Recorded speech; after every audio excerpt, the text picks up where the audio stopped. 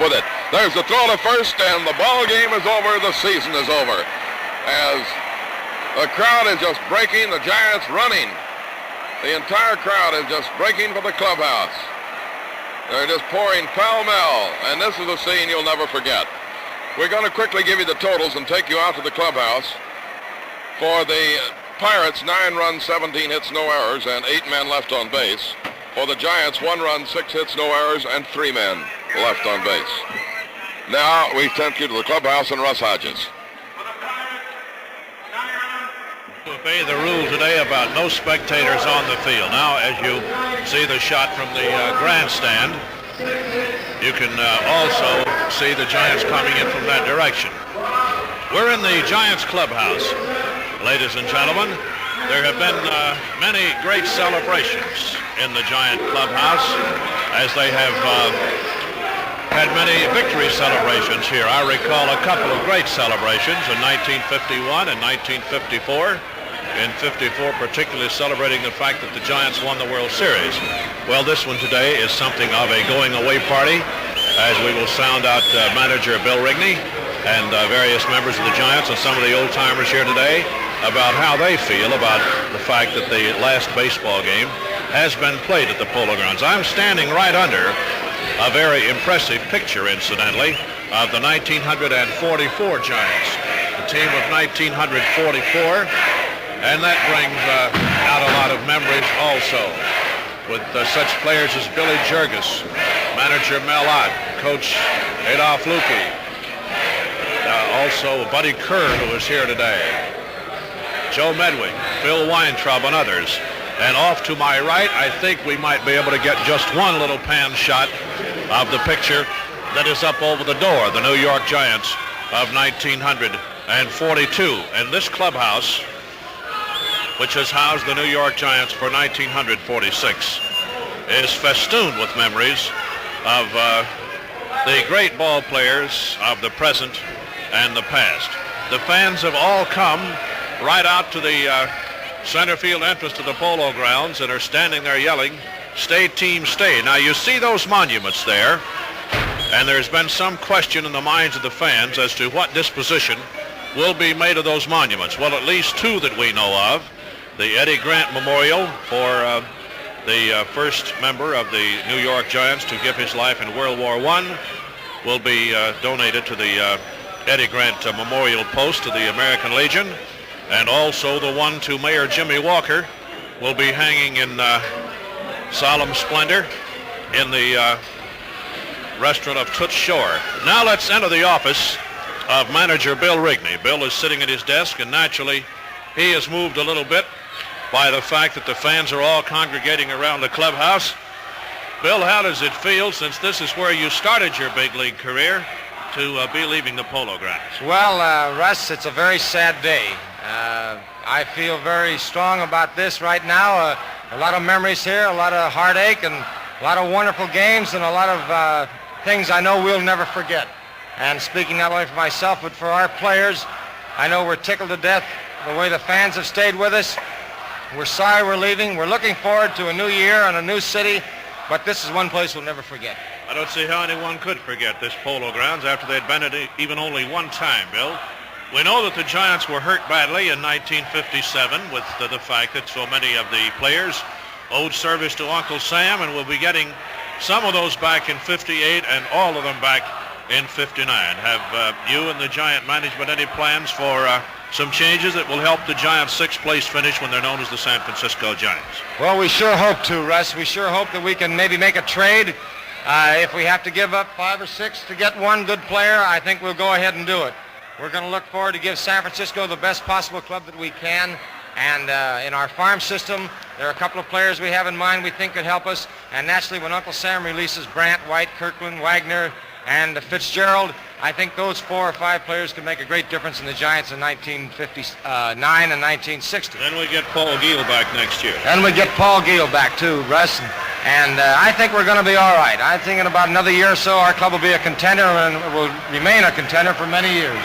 So that the New York Giant fans will be able to be proud of the San Francisco Giants. They certainly will, just as proud as they were when we were New York Giants right here. Thank you, Bill Rigney, and have a nice winter for yourself, and we'll see you later.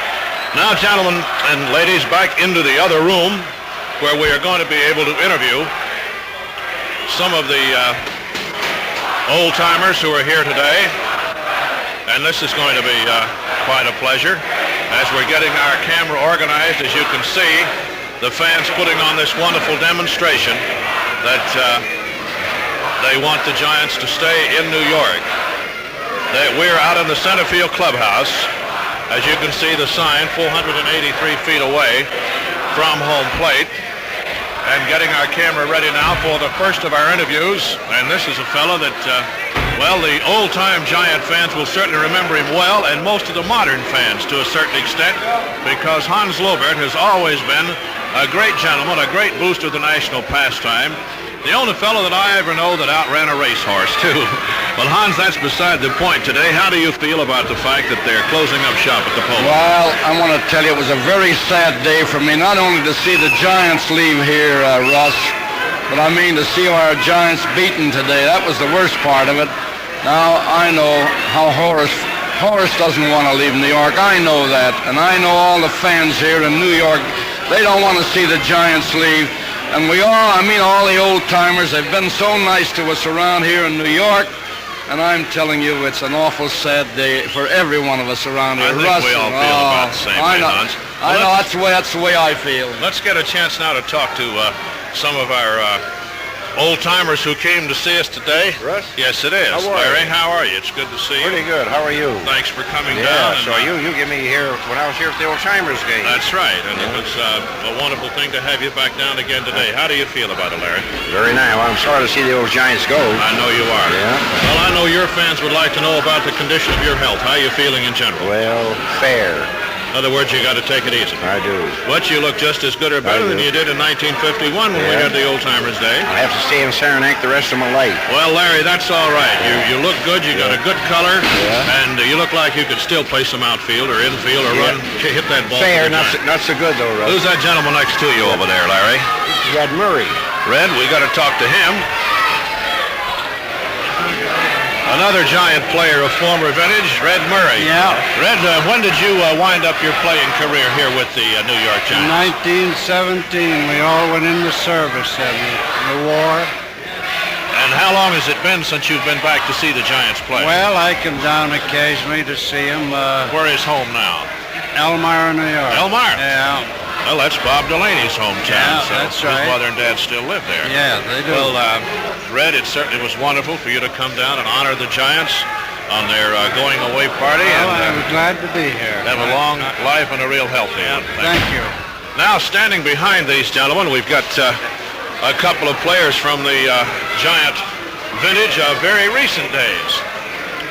First, here is Sid Gordon, and then Buddy Kerr.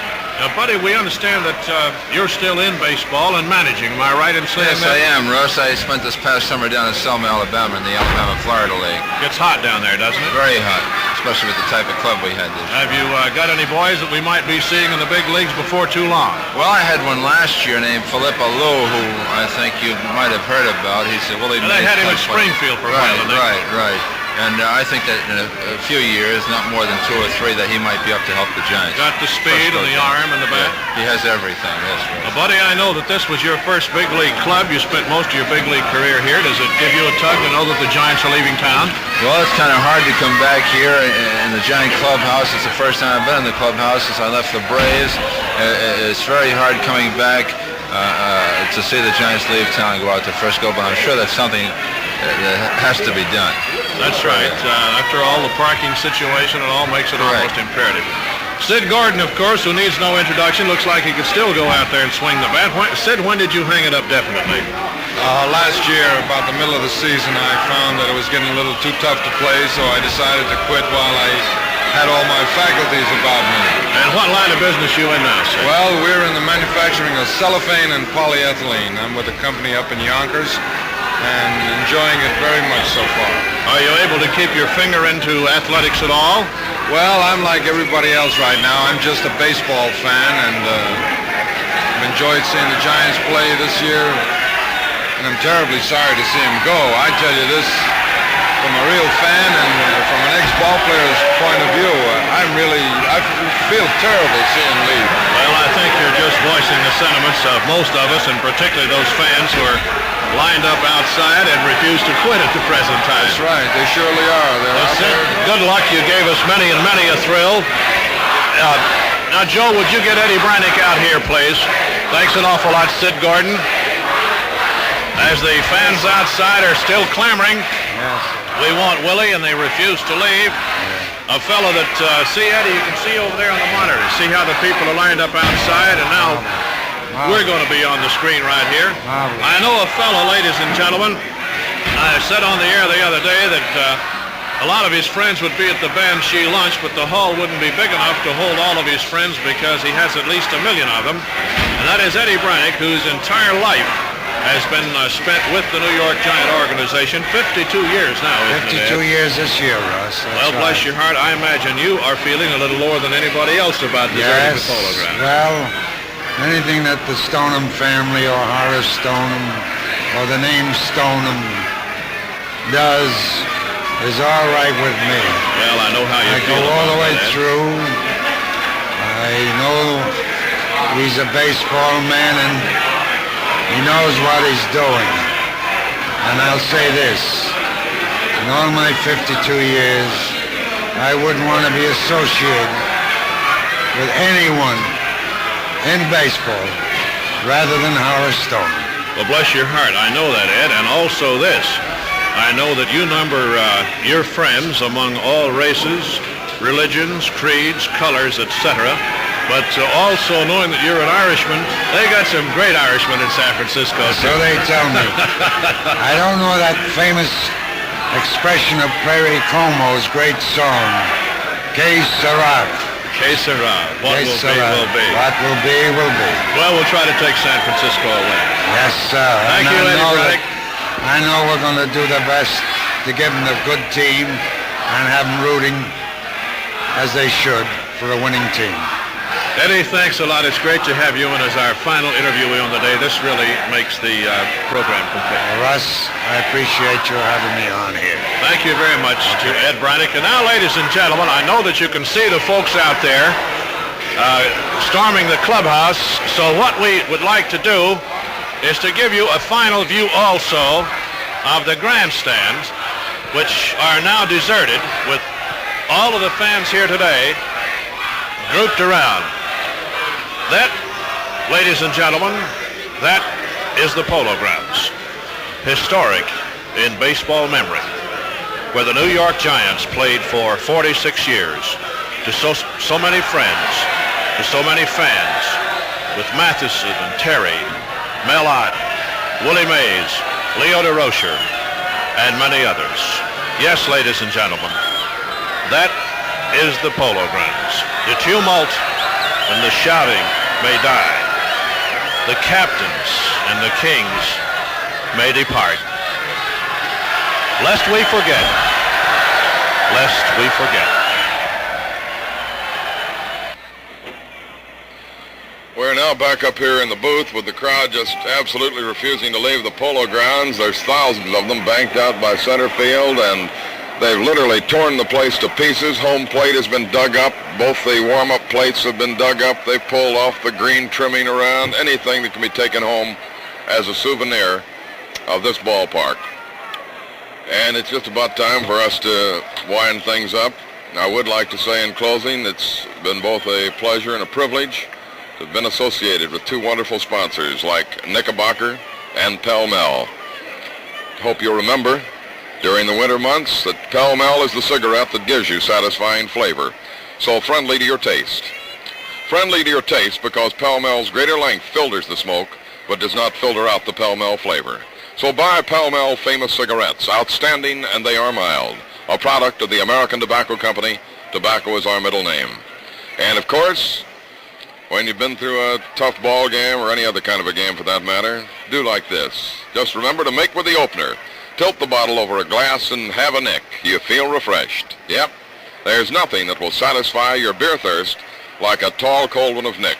Crisp, fresh Knickerbocker, New York's famous beer. Well, it's all over and tucked away in the memory books for all time as far as the now San Francisco Giants are concerned as they head for the West Coast in 1958. Again, I'd like to thank everybody for the wonderful reception given me when I moved across the river from Yankee Stadium to the Polo Grounds. Many of you wrote letters happy that I was back on the New York scene, and it was deeply appreciated. And hope to be seeing a lot of you during the winter months. If you do happen to run into each other, hope you'll say hello. And now, on behalf of Lou Weber, rounding out his 11th year here in the Giant Broadcasting booth, Jack Schwartz, for Russ Hodges and Bob Delaney, two of the finest guys anybody could ever work with. This is Jim Wood saying goodbye and God bless you.